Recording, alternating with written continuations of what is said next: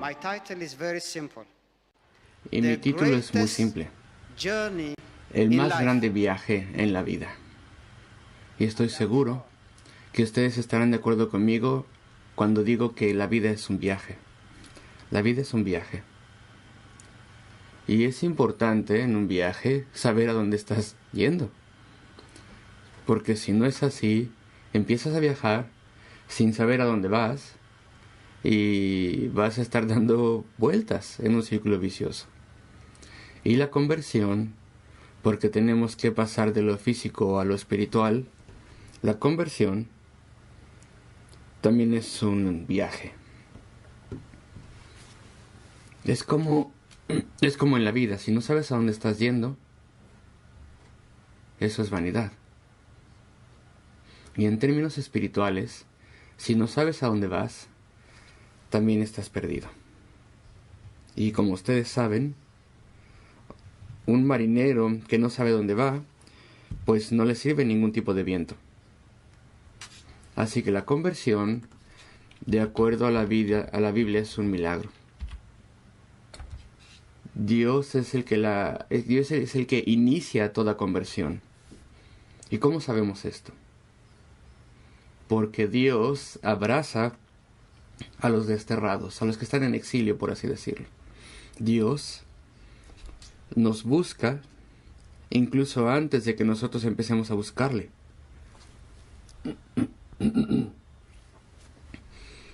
Y a medida que analizamos la conversión de este eunuco etíope, espero que podamos aprender bastante. Tenemos que ver su vida y la vida en que encontró al Señor en ese viaje y aplicarlo. Este es el más grande viaje en la vida. Así que a medida que veo el libro de los Hechos, la conversión del eunuco etíope es una conversión de entre por lo menos 10 conversiones en Hechos. Tal vez hay más, pero por lo menos hay 10 conversiones aquí en el libro de los Hechos. Y es tan importante que podemos verla a partir de diferentes ángulos esta conversión. Podríamos predicar muchos sermones tan solo basándonos en esta conversión. Es un texto riquísimo, de gran riqueza. Y es rico porque a través de la conversión de este hombre notamos, aprendemos, nos damos cuenta que hay muchas profecías que fueron cumplidas a través de este texto. Muchas profecías del Antiguo Testamento, incluso su propia conversión, fue algo que fue predicho en el Antiguo Testamento. Es por eso que podía estirar su mano y encontrar al Señor.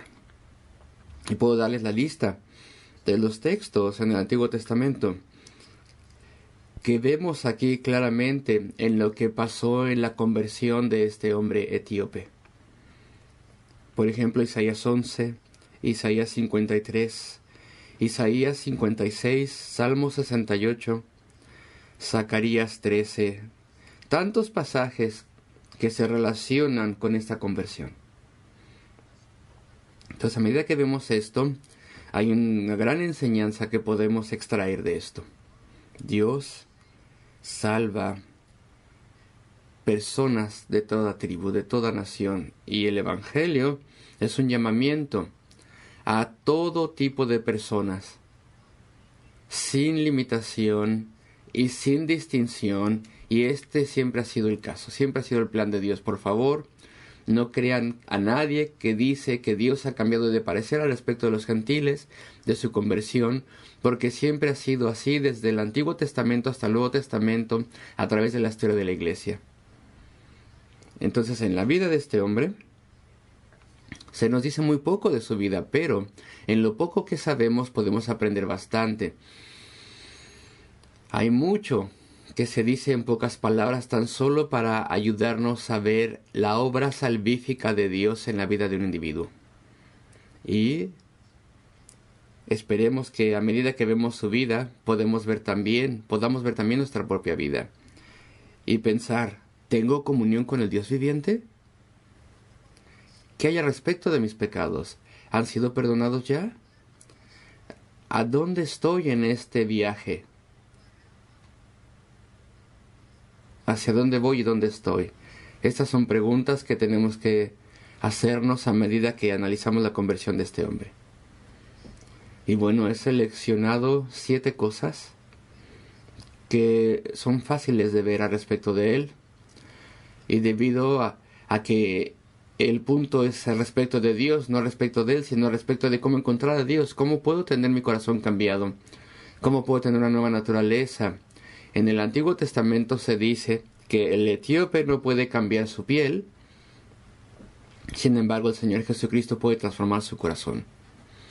Esa es la gran diferencia. Así que lo primero que se nos dice a partir del texto de Hechos 8, versículo 27 brevemente,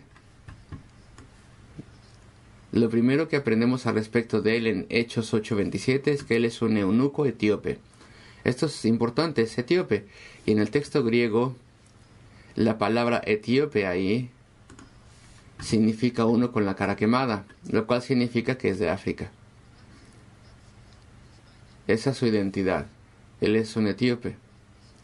Pero cuando hablamos al respecto de Etiopía, la Biblia tiene bastante que decirnos al respecto de Etiopía, pero por favor no piensen al respecto de la Etiopía moderna, este país moderno de hoy en día, porque esto es lo que el Antiguo Testamento señala como el reino de Cush y abarca desde el sur de Egipto y es lo que hoy en día es Sudán, en la época moderna es Sudán. Tal vez toca un poco de lo que es Etiopía de hoy en día, pero este es el imperio de Nubia. Así que este hombre es de esa región del mundo, de esa parte del mundo.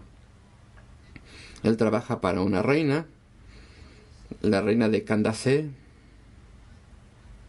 y ese nombre es un título como faraón, o César, o señor presidente, es lo mismo. Es un nombre dado a la madre de la reina. Así que este hombre trabaja para la reina de Etiopía, el reino de Cush, de ese entonces en el Antiguo Testamento. Así que esta es parte de la información que tenemos. Punto número 1, la información. Y bueno, si tú eres alguien curioso para estudiar la palabra de Dios, es interesante hacer una comparación entre el viaje que hizo la reina de Sabá para buscar a Salomón con grandes tesoros y el contraste con el viaje de el eunuco etíope a Jerusalén. Y lo segundo que sabemos al respecto de este hombre es que es un eunuco. Es único, pero también es eunuco. Y si alguien era un eunuco en el Antiguo Testamento, esta condición, este estado era irreversible. Significa 2 cosas. Punto número 1.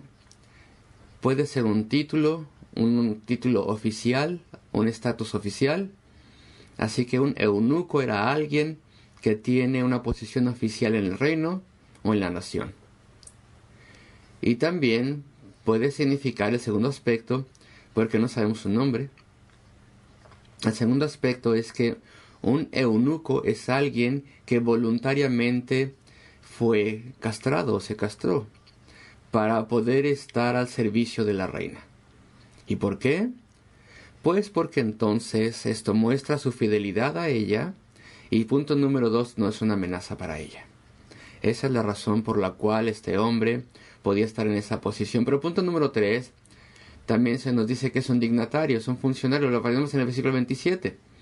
Este versículo 27 está lleno de mucha información. Él es el funcionario principal de la reina. Él está a cargo de los tesoros de ese país. Y si pudiera decirlo, él tenía todo lo que el corazón de un hombre pudiera desear. Tenía fortuna, tenía amigos, tenía fama, tenía escolta, tenía una alta educación, lo veremos también, tenía una gran reputación, pero también tenía una posición maravillosa en el Estado. Y a pesar de todas estas cosas, a pesar de este pedigrí que menciono, el corazón de este hombre, su corazón estaba vacío. había este vacío en su vida y en su corazón, lo cual se encuentra así en la vida de todo hombre. Tal vez tú tengas todo, pero si ese vacío, que tan solo puede ser llenado por Dios, no está satisfecho aún, no está lleno por el poder de Dios, pues puedes tener escoltas, puedes tener reputación, educación, civilización, no importa lo que tengas, nunca estarás feliz, nunca te gozarás como una persona tiene que gozarse. Espero que estoy diciendo esto de una forma gentil, con amor y cuidado, porque esto es importante, es un llamamiento. Necesitamos a Dios, necesitamos tener reconciliación con Él porque Él nos ha creado. Necesitamos tener nuestros pecados perdonados. Nada. Podemos tener montañas de oro y dinero y lo que sea, pero estas cosas no satisfarán esta sed y esta hambre, porque el deseo del corazón es estar en paz con Dios. Necesito a Dios. Necesito que Dios me salve. Necesito que Él me perdone mis pecados. Necesito que Él me lave. Y esto es lo que está pasando con este hombre. Él era un hombre confiable, créanme. Los tesoros del reino no iban a ser confiados a él si no hubieran confiado en él. Punto número 5. Era un hombre religioso. ¿Qué es lo que muestra que era un hombre religioso? Él viajó desde Etiopía a Jerusalén para adorar a Dios en la casa, y en esa casa, por eso leí Isaías 56, ahí se dice, Isaías fue escrito 700 años antes de Cristo, y ahí, esos 700 años antes de Cristo, ahí se dice que la casa de Dios será una casa de oración para toda nación. Así que en su religiosidad, porque allí en Etiopía, en ese entonces los reyes eran reyes paganos, los reyes mismos eran dioses, así que este hombre tenía que ir a un lugar donde solamente había un Dios que era adorado, ahí en Jerusalén. Y él escuchó al respecto de eso, así que viaja a Jerusalén para poder tener esta relación con el Dios viviente. Pero en Deuteronomio 23, ahí se dice que los eunucos no se les permitía, eran malditos, no podían entrar, se les prohibía entrar al templo en el Antiguo Testamento. Pero este hombre, hay un problema doble con él. Punto número 1, es un gentil, y punto número 2, es un eunuco. Y al ser un gentil, él podría haber entrado al templo, pero tan solo al lugar que se llama la corte de los gentiles. Tan solo ahí hubiera podido entrar.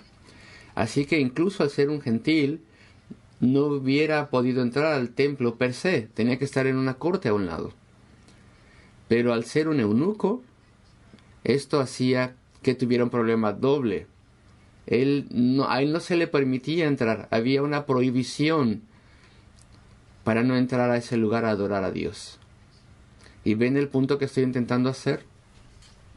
Este es el hombre que Dios ama y envió su mensajero para poder mostrarle que Dios tiene cuidado de él. Humanamente hablando, tal hombre jamás tenía que haber sido salvo.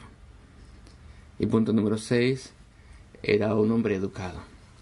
Podemos tomar estas cosas por sentado hoy en día, pero cuando Felipe lo encontró, le estaba leyendo de un rollo del profeta Isaías. Y específicamente estaba leyendo Isaías 53. Tal vez lo damos por sentado porque estamos rodeados de libros. Todos nosotros podemos leer. Pero imagínense, este hombre es de África. Nosotros vivimos en una sociedad posmoderna, pero incluso hoy en día, en esas áreas, tan solo un 20 o 30% de la población tiene acceso a la educación en esa misma área del mundo, en África. Y imagínense, en aquel entonces, hace 2000 años, este hombre tenía educación ya.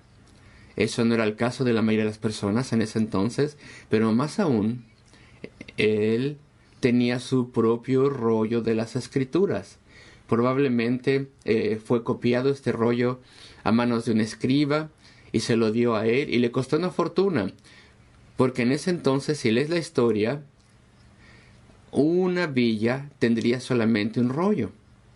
Pero este hombre tenía su rollo privado y personal del Antiguo Testamento. Y yo creo que no solamente tenía Isaías, tal vez solo Isaías, pero parece ser que tenía más que Isaías solamente. Pero bueno, por lo menos estaba leyendo Isaías 53. Y lo último que notamos es que él buscaba a Dios sinceramente. Créanme, de Etiopía a Jerusalén hay un viaje de por lo menos 1000 millas. Unos 1600 kilómetros más o menos, 1000 millas. Y no había trenes, no había coches, no había automóviles. Y bueno, él habrá tenido caballos, etcétera. Y le hubiera tomado más de una semana. Y fue allí para poder encontrar a Dios. Era alguien que buscaba a Dios con sinceridad. Y puedo hablarte a ti directamente. Eres una persona que busca a Dios fervientemente. Busca como él, que tenía carros y caballos. Y hizo ese gran viaje. Muchas personas no leen la Biblia. Yo no leía la Biblia antes de ser convertido. No quería tener nada que ver con la Biblia hasta el día en que empecé a leerla. Entonces, si buscas al Señor fervientemente, el Señor traerá situaciones en la vida, coincidencias si tú quieres, para poder ayudarte a buscarle.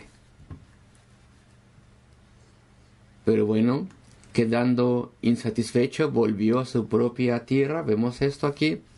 Vino buscando a Dios, al mundo civilizado, por así decirlo, de Etiopía a Jerusalén.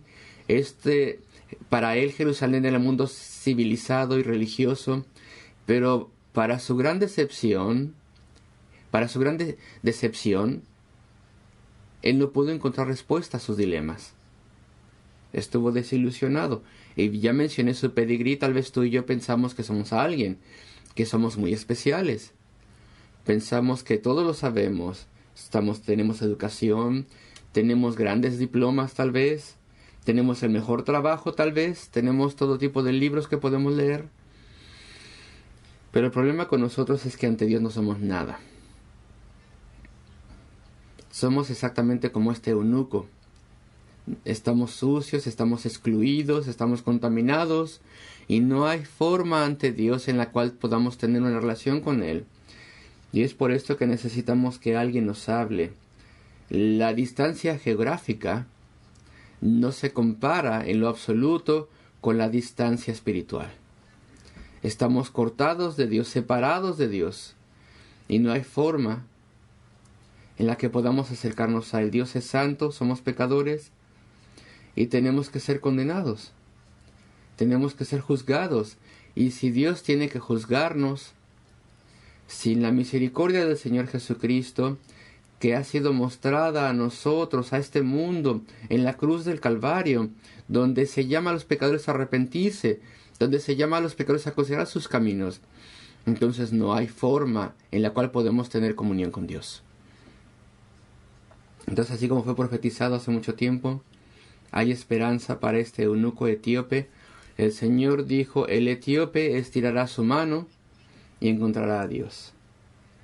Él leyó esa promesa, creo yo, ahí en Isaías, en el libro de Isaías, y dijo, puedo creer, puedo ser salvo. Por favor, si estás aquí esta noche y nunca has pensado respecto del Señor Jesucristo y cómo tener tus pecados perdonados, que nadie te diga que no puedes ser salvo. Tú puedes ser salvo. Si confías en el Señor, te arrepientes de tus pecados y crees en lo que Cristo ha hecho en la cruz del Calvario. Así que Él vino y rompió todas las reglas, por así decirlo. Los gentiles no tenían que estar ahí, los eunucos no tenían que estar allí, pero Él rompió esas reglas, porque Él buscaba a Dios sinceramente. Así que cuando vemos a Felipe, del versículo 32 al 35, Felipe se encontró con Él y Él estaba leyendo de Isaías. Esto es un texto crucial, amigos. Isaías 53 es un texto crucial. E incluso este día, Isaías 53 es un dilema, un enigma para muchos judíos. Tengo un amigo que me comentó que cuando los judíos leen Isaías, cuando llegan a Isaías 52, se brincan, saltan Isaías 53 y van directo hacia 54. ¿Por qué? Porque quieren evitar los sufrimientos que se ven aquí. Son inequívocos lo que se menciona aquí en Isaías 53. Los sufrimientos del Señor Jesucristo son claramente mencionados en Isaías 53. Cristo es el Evangelio. Isaías 53 es un texto conciso al respecto de Cristo y al respecto de su muerte redentora en la cruz del Calvario. Y la pregunta que hace el eunuco es: ¿quién es este hombre de quien habla el profeta? Y esto lo mencionó en el versículo 34. Respondiendo el eunuco, dijo a Felipe: te ruego que me digas, ¿de quién dice el profeta esto? ¿De sí mismo o de algún otro? Así que Felipe ahora, él es el evangelista, y yo creo que Lucas, el escritor del libro de los Hechos, obtuvo la información de esto a partir de Felipe. Lucas y Felipe visitaron a Pablo, así que estoy seguro que Felipe le dijo a Lucas al respecto de su encuentro, de su reunión con este eunuco etíope. Así que tenemos aquí la narración. Pero bueno, al hablar al respecto de Cristo, cuando Felipe le explicó, citando de Isaías 53, hay 5 cosas que se mencionan al respecto del Señor Jesucristo. Y rápidamente quiero analizar estas cosas porque nuestro tiempo está yéndose ya. Punto número 1. Menciono los versículos y ustedes los ven ustedes más tarde. Lo que voy a hacer les voy a dar por sentado que muchos de nosotros ya estamos familiarizados con Isaías 53, así que no voy a ir para nada a Isaías 53, lean ustedes después por favor, pero me voy a concentrar en las 5 cosas que se nos dicen en este texto maravilloso. Y lo primero que se menciona es que Cristo moriría en la cruz del Calvario. Eso está en el versículo 32. El lugar de las Escrituras que fue leído es este. Y aquí tenemos esto.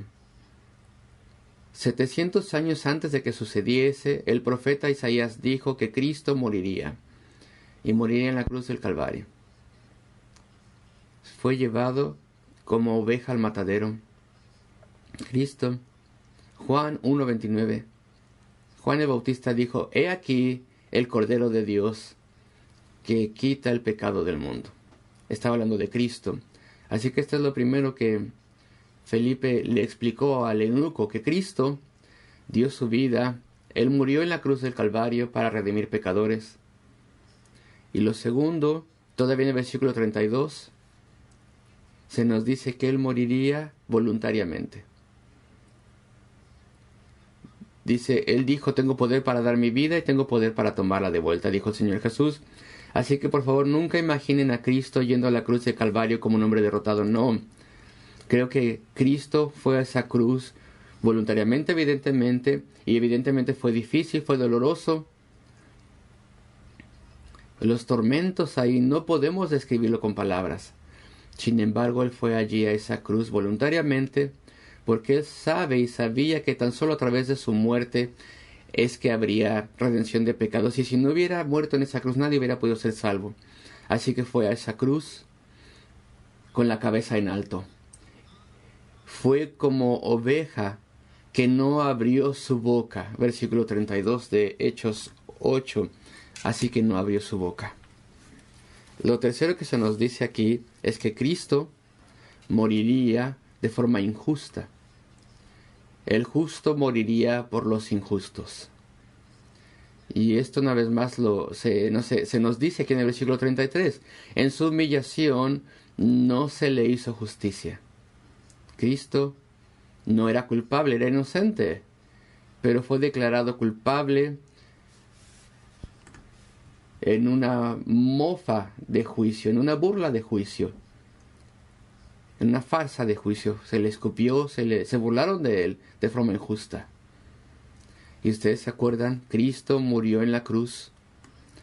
Cristo fue a la cruz voluntariamente porque Él tenía en su corazón a su pueblo. Si tú confías en Él esta noche y te arrepientes y confías en Él, mira la cruz. Entonces el Señor Jesucristo dijo que serás perdonado. Él tomó en su cuerpo nuestro pecado para que podamos ser liberados. Y Él fue voluntariamente ahí. Y Él fue allí y fue juzgado de forma injusta. Él fue humillado ahí. Y en esa cruz dijo, consumado es. Punto número 4, en el versículo 33, ahí se dice que su vida fue tomada, quitada de la tierra. Él fue herido por nuestros pecados, no por su pecado, porque Él no tenía pecado. Él no tenía pecado, Él no tenía culpabilidad, no estaba contaminado, no tenía culpabilidad en Él. Piensa en cualquier palabra que exprese perfección y puede ser aplicada al Señor Jesucristo. Cristo no vino con poder, claro, Él tenía poder. Él pudo haber evitado la cruz del Calvario. Y acuérdense, cuando vinieron a arrestarle, Pedro estaba tratando de defenderle, sacó su espada. Estaba tratando de apoyarle, pero dijo, no lo hagas, porque podía haberle pedido a mi padre que enviase, ¿cuántas legiones de ángeles? 12 legiones de ángeles. Una legión para cada uno de los discípulos. Pero créanme, una legión romana de soldados en ese entonces era conformada por 6,000 soldados. 6,000 multiplicado por 12, y yo creo que solamente un ángel hubiera sido suficiente. Él hubiera podido resolverlo todo. Pero el Señor Jesucristo tuvo tantas oportunidades para evitar la cruz. Pero, amigos, si Cristo hubiera evitado la muerte en la cruz, ¿cómo hubiéramos sido salvos? ¿Cómo seríamos salvos? Esa era la única manera. Y Él fue allí voluntariamente. El punto número 5, que está ahí también, es una pregunta. ¿Quién declarará su generación? Esta es una pregunta. ¿Su generación quién la contará? Y yo creo que la respuesta es su pueblo responderá por su generación. Cristo tiene una generación eterna. Él es el primogénito de los muertos. ¿Qué significa esto? Él es el primero y el único. El primero que se levantó de los muertos para nunca jamás morir. Y espero que no sea malentendido aquí. Si tú confías en el Señor Jesucristo esta noche, la única palabra con la cual puedo describirte es que te haces inmortal.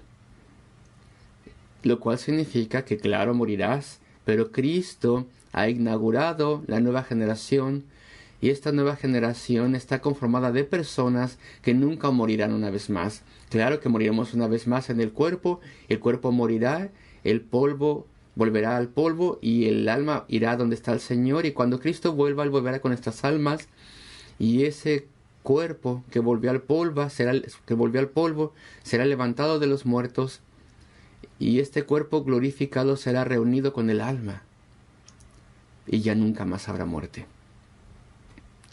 Con estos nuevos cuerpos inmortales, glorificados, y Cristo ha inaugurado esta generación. Espero que vean la profundidad del amor de Dios en el Señor Jesucristo. Amor para todo aquel que confíe en Él. Ellos recibirán un nuevo corazón, una nueva naturaleza. Sus oraciones serán respondidas y también recibirán una nueva vida. Y voy a venir a cerrar tan pronto como sea posible. Hay una condición. ¿Cuál es la condición para poder entrar en esta nueva vida? Versículo 37. Nos da esta condición. Hay una condición. Ojalá pudiera decirte, no hay condición, tan solo ven. Pero no, hay una condición. Y es una muy simple. No es un peregrinaje, no tienes que peregrinar 1000 millas para encontrar a Dios. Él está aquí. Dios está cerca. Clama a Él esta noche. Acércate a Él y Él también se acercará a ti. En el versículo 37 entonces Felipe dijo, si crees de todo corazón, ¿qué impide que creas? ¿Es tan difícil creer? Clama a Dios que te ayude a creer. Y el eunuco creyó y fue bautizado. Él abiertamente y públicamente expresó su fe. Él vio su culpabilidad, vio sus pecados, vio cómo estamos lejos de Dios. Él tuvo un corazón contrito y su conciencia fue atribulada y vio que tenía una necesidad urgente para tener sus pecados perdonados y se arrepintió. Él creyó que el Señor Jesucristo era el Hijo de Dios, no tan solo un mero hombre, sino el mismísimo Hijo del Dios viviente. Y esto fue una confesión maravillosa y buena. Es claro que él no estaba diciendo que Cristo tan solo es un nombre. Cristo es el Señor y el Salvador. Y al decir que Cristo es el Hijo de Dios, él también estaba confesando que Cristo es el Señor y que Él es Dios el Salvador. Una vez Él estuvo lejos y a través del Señor Jesucristo se acercó a Dios. Y nosotros también, una vez lejos, podemos venir a Dios a través de Cristo. ¿Qué le hizo creer? ¿Qué le llevó a creer? Termino con esto. 2 cosas antes de terminar. Lo primero, su humildad. ¿Ven lo que se le pregunta? La pregunta que Felipe le hace en el versículo 30 y 31.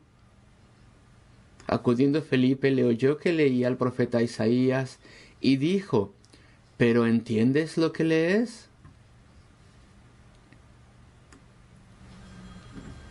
Es difícil reconocer mi ignorancia, o tu ignorancia. Y esta es una pregunta humillante. Cuando le preguntes a alguien, ¿entiendes lo que estás leyendo? Y la mayoría de las personas tal vez digan, claro, yo no te necesito. ¿A ti quién eres tú para decirme lo que tengo que leer? Yo lo entiendo todo.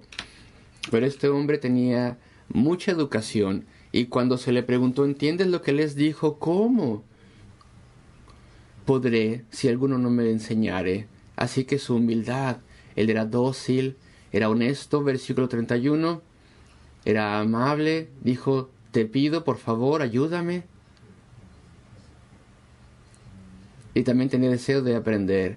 Y en lo que se refiere a los asuntos espirituales, hermanos y hermanas, amigos y amigas, todos somos analfabetas, no tenemos educación. Así que él admitió que no lo sabía todo y fuertemente deseaba conocer a Dios y ser enseñado, e invitó a Felipe a sentarse con él y a subir ahí y a enseñarle. Versículo 31. Rogó a Felipe a que se subiese y se sentara con él y le enseñase. Punto número 2. Para ser salvos vemos su determinación. Él estaba determinado a ir y hacer todo lo necesario. Como lo dije antes, no necesitas viajar 1000 millas. El Señor, le puedes clamar a Él ya aquí. Los desalientos, los obstáculos, los impedimentos no fueron barreras a Él para nada. Gracias a Dios que no necesitamos viajar 1000 millas. Dios está cerca y podemos venir a Él y nos recibe. El Señor Jesucristo dijo, esforzaos a entrar. ¿Tú quieres ser salvo? Clama al Señor esta noche, esfuérzate por entrar y el Señor te recibirá. Finalmente, ¿cuál es el resultado? El último versículo 39. Versículo 39, penúltimo versículo. Cuando subieron del agua, el Espíritu del Señor arrebató a Felipe, y el eunuco no le vio más, y siguió gozoso su camino. ¿Quién dijo que la vida cristiana es lúgubre y triste? Mírales, están tristes. No, la salvación es un grande gozo. Gran gozo es la salvación. Y no tengo tiempo, pero Hechos 8, versículo 8, ahí se dice que hubo un gran gozo en toda la ciudad. Porque las personas estaban conociendo al Señor, había habido conversiones. La salvación trae gozo en la vida de una persona. Y este hombre antes servía a una mera reina, a una simple reina, pero ahora está sirviendo al Señor de señores, Rey de reyes. ¿Dónde estás tú en tu viaje? ¿Hacia dónde vas? ¿Dónde estás en tu viaje a la conversión? Puedo suplicarte, cree que el Señor Jesucristo es el Hijo de Dios, confía en Él esta noche, y Dios cambiará tu vida. Y entonces tu corazón será transformado, y tú también puedes volver a casa esta noche gozándote. Que el Señor te ayude a hacerlo así. Oremos juntos.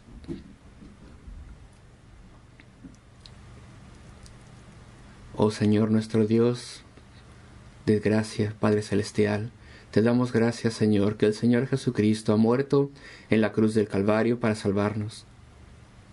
Te damos gracias, Señor, que hay un camino a la salvación para poder ser reconciliados, tener reconciliación con el Dios viviente.